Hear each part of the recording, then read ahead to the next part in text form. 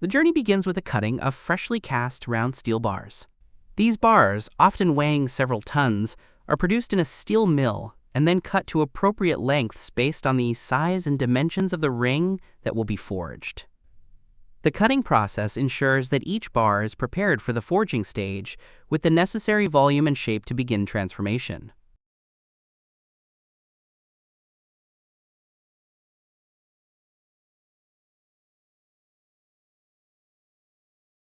Once cut, these hefty steel billets are transported to the forging workshop. This step, while simple on the surface, is critical for maintaining process efficiency and minimizing energy loss. Efficient logistics between cutting and forging help conserve the heat embedded in the steel and reduce unnecessary reheating.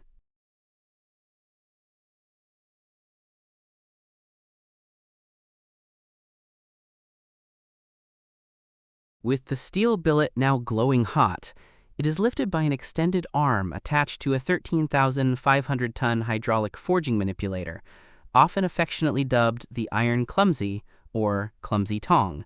Despite its nickname, this machine operates with remarkable dexterity.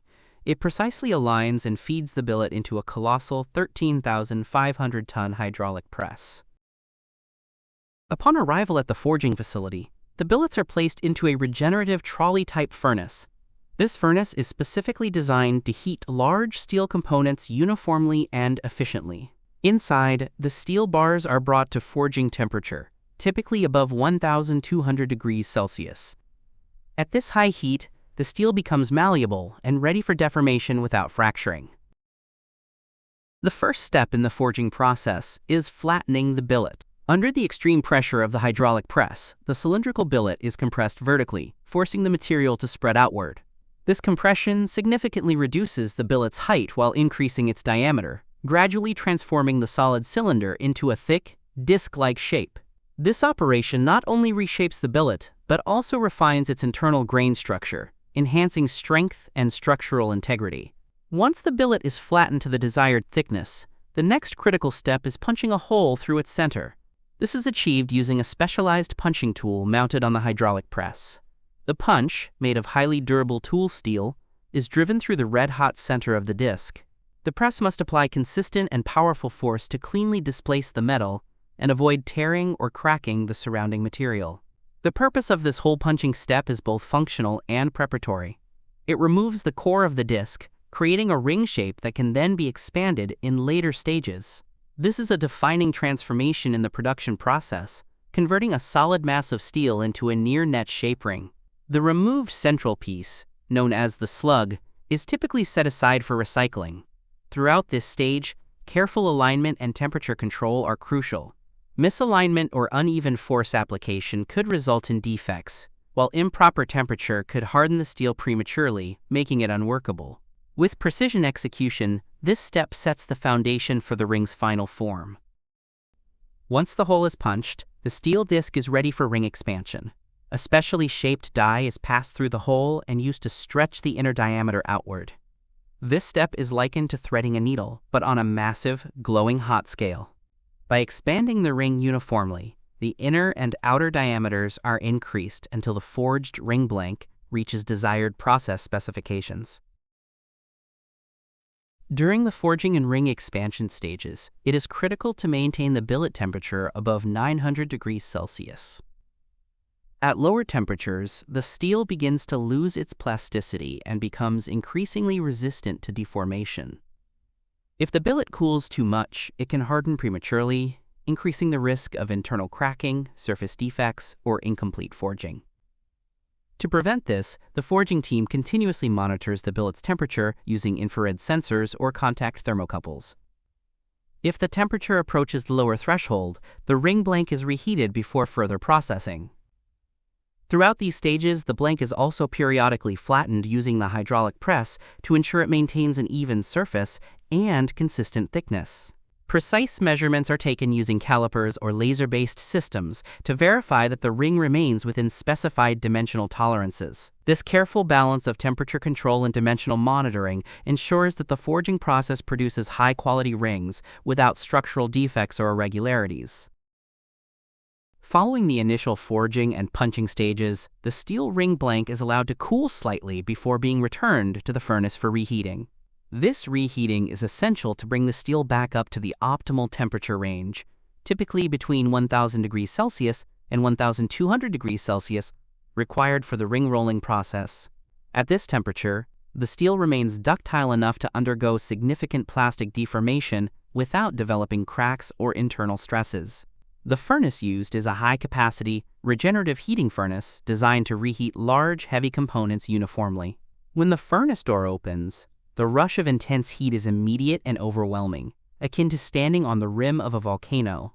This dramatic moment signals that the blank is reaching forging readiness once again. Maintaining a consistent and uniform temperature throughout the blank is critical, as uneven heating can lead to deformation issues during rolling. Once fully reheated, the ring is ready for precise shaping in the rolling mill. Once the reheated ring blank reaches the proper working temperature, it is swiftly hoisted to the ring rolling machine. This machine, manufactured by SMS Group in Germany, is a technological marvel. Currently the largest ring rolling machine in the world, capable of producing forged rings with diameters up to 16 meters. Designed for precision and scale, it uses synchronized radial and axial pressure to shape the ring into its final dimensions. The rolling process begins as the blank is clamped into position and starts to rotate. A set of massive rollers, radial rollers that compress the ring's outer and inner surfaces, and axial rollers that act on its top and bottom, apply intense, controlled pressure. This dual force application ensures the ring expands evenly in diameter and thickness while maintaining structural integrity and uniform grain flow. Throughout the process, high-pressure water jets are continuously sprayed onto the rollers. These jets serve two purposes. They prevent overheating of the tooling and wash away scale, oxidized metal, from the ring's surface, which could otherwise mar the finish or introduce defects. The entire rolling process typically lasts 15 to 30 minutes, depending on the ring's size and required specifications. Once rolling is complete, the axial roller retracts, and the fully shaped forged ring is carefully removed and prepared for the cooling phase.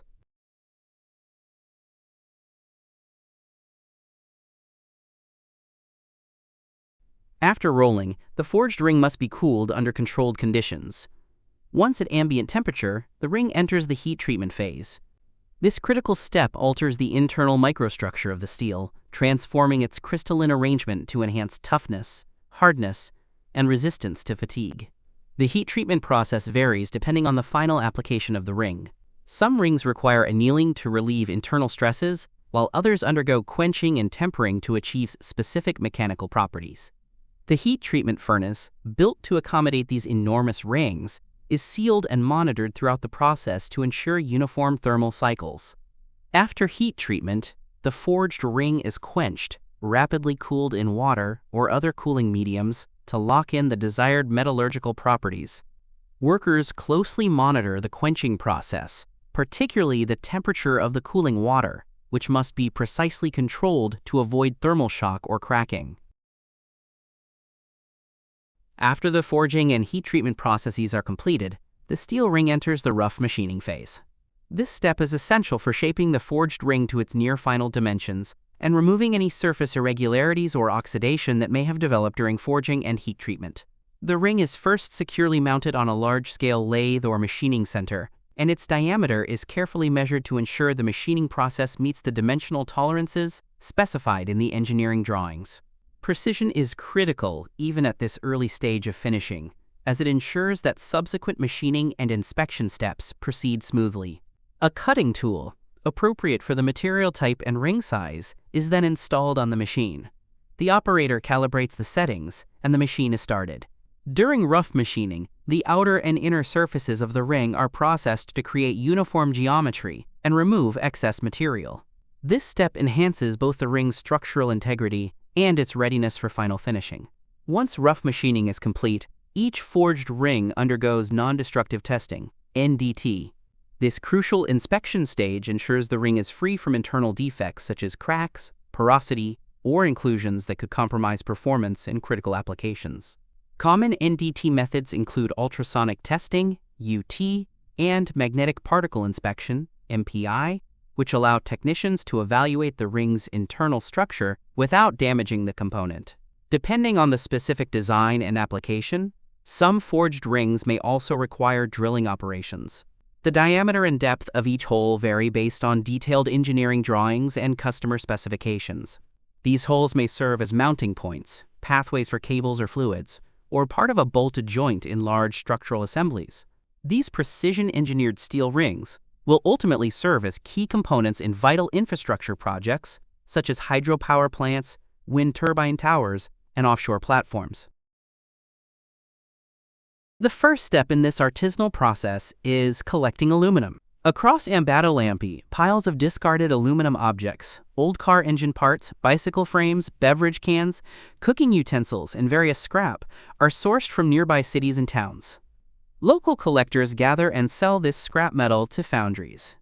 The practice is both eco-friendly and economical, turning what would otherwise be waste into valuable raw material.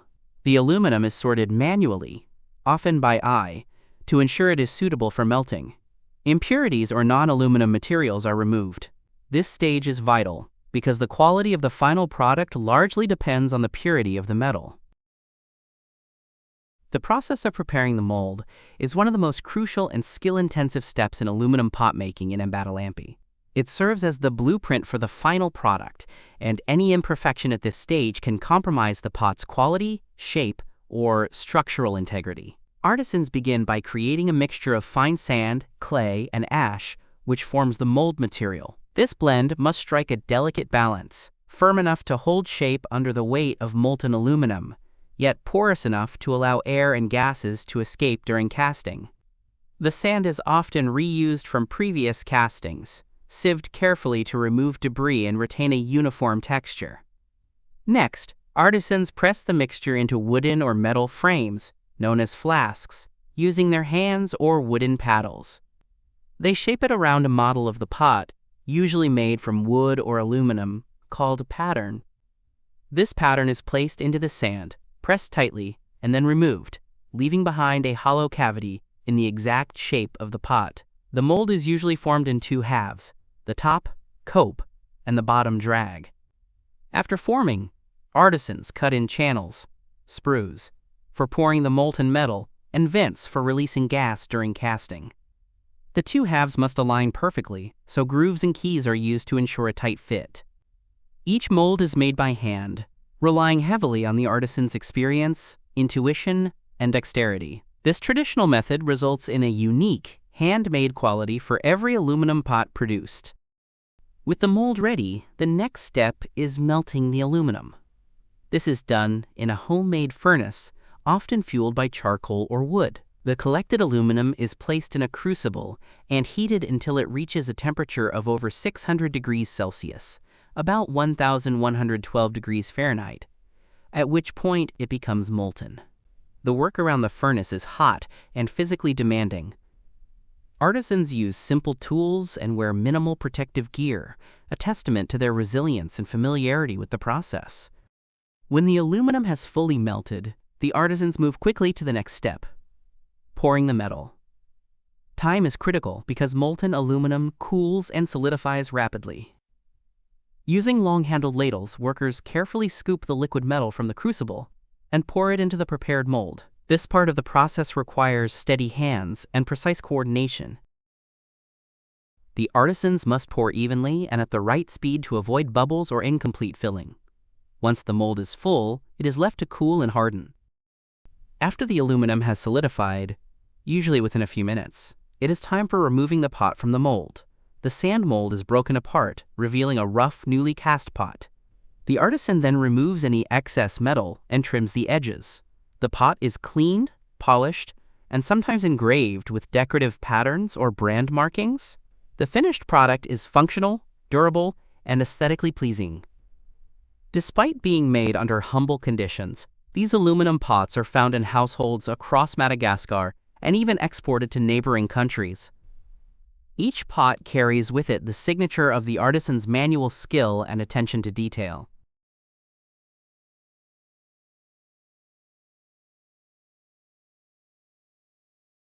In the highland town of Ambato-Lampi, located about 70 kilometers south of Antananarivo, Madagascar's capital, a unique and vibrant form of traditional craftsmanship thrives. This town has become famous for its aluminum pot-making industry, a centuries-old practice that combines innovation, resourcefulness, and manual skill. The high-strength steel used by Snap-on is engineered for extreme durability and load resistance, offering exceptional tensile strength, impact toughness, and fatigue resistance, ideal for demanding industrial and professional applications. Each precision-cut steel slug begins as a solid cylindrical billet, carefully sized to weigh up to 225 pounds and measure 11.5 inches in diameter. These slugs form the foundation for large sockets, ensuring consistency, balance, and structural integrity throughout machining.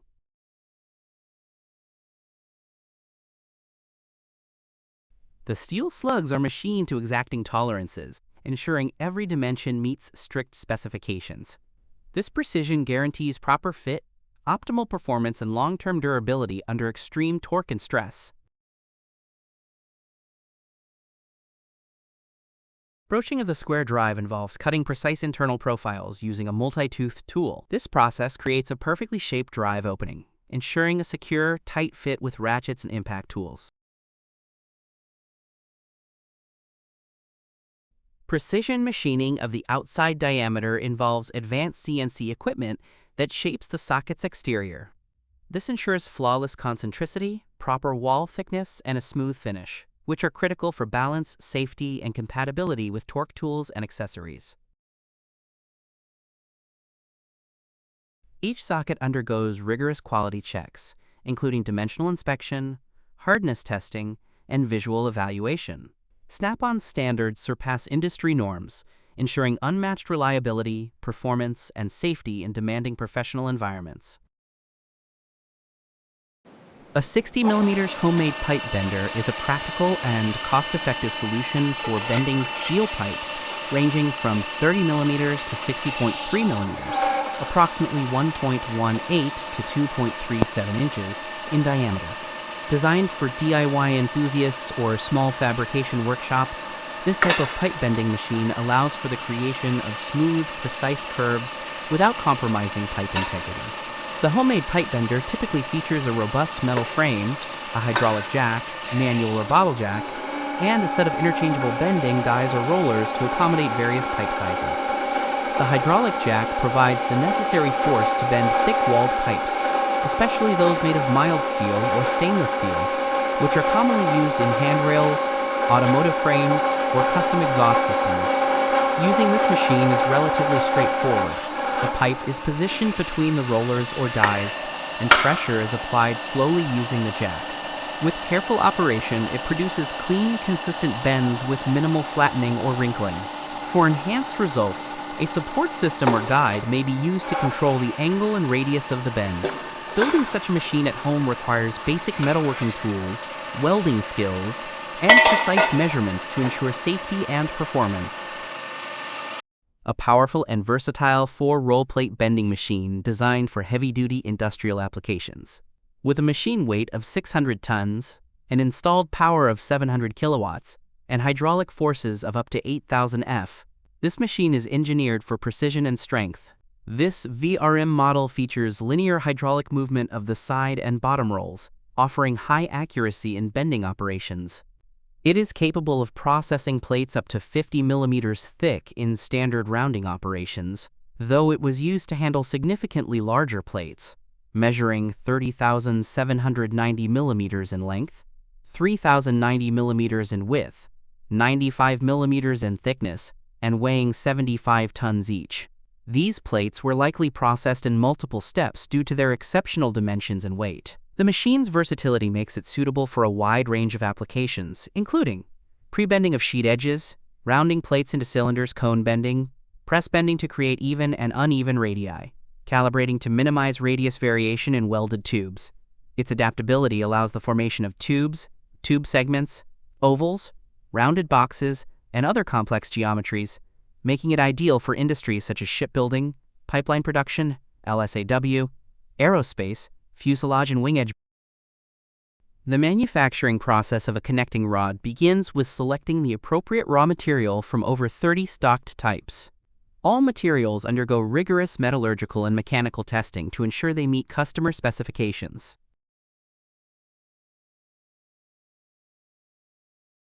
Once approved, steel billets are sheared to size and heated to approximately 1,250 degrees Celsius using induction heaters. The hot steel is then forged into the basic shape of a connecting rod using high-pressure forging presses. After forging, the component is trimmed to remove excess material and hot-coined for final shape accuracy. The part is then heat-treated to achieve the required mechanical properties, followed by precision machining to meet exact tolerances. Throughout the process, quality assurance is maintained to ensure high standards from raw material to final packaging for dispatch, including for export markets, which account for 40% of production. Manan Shahid Forging, located in Lahore, Pakistan, is the country's largest forging house, supplying quality components to OEMs like Massey Ferguson and Atlas Honda. Installing liners and pistons is a critical process in engine assembly and must be carried out with precision to ensure optimal performance and longevity. Before installation, all parts, including pistons, liners, cylinder sleeves, piston rings, and O-rings, should be thoroughly cleaned and inspected for any defects or debris. Begin with the liner installation. Wet liners typically require O-rings or sealing rings to prevent coolant from leaking into the crankcase. These O-rings should be coated lightly with engine assembly lubricant or coolant-compatible grease to ease installation and ensure a proper seal. Carefully position the O-rings into the designated grooves on the liner. It's essential to check that these O-rings are not twisted or pinched during installation, as incorrect installation can lead to coolant leakage and severe engine damage. Once the O-rings are in place, the liner is gently lowered into the cylinder block. It should fit snugly and seat firmly against the block. Many engine manufacturers specify a protrusion measurement for the liner above the deck of the block. This measurement must be within tolerance to ensure proper head gasket sealing and to prevent combustion gas leakage. Next comes the piston installation. The piston rings should be installed in their proper grooves and staggered according to the manufacturer's specifications to minimize blow-by. Before inserting the piston, ensure that the cylinder bore and piston skirt are well lubricated with clean engine oil. A ring compressor tool is then used to compress the piston rings, allowing the piston to be carefully guided into the liner. It's vital to align the piston correctly with the connecting rod and crankshaft journal. The piston must be inserted in the correct orientation, often indicated by an arrow or marking on the piston crown pointing toward the front of the engine. An engine overhaul is a comprehensive process involving the disassembly, inspection, cleaning, repair, and reassembly of engine components to restore optimal performance. One of the most critical tasks during an overhaul is the installation of a new crankshaft, which requires precise handling and alignment. The crankshaft is typically transported from the service workshop to the vessel using secure and padded crates or specialized transport frames to prevent mechanical damage. Once on board, it is carefully hoisted into the engine room using certified lifting equipment like cranes or chain blocks. During transport and installation, special attention is given to the main bearing studs, which are highly sensitive components. Any damage to them can compromise engine integrity. Protective sleeves or covers are often used on the studs to avoid accidental impact. Before installation, the engine block is thoroughly cleaned and inspected.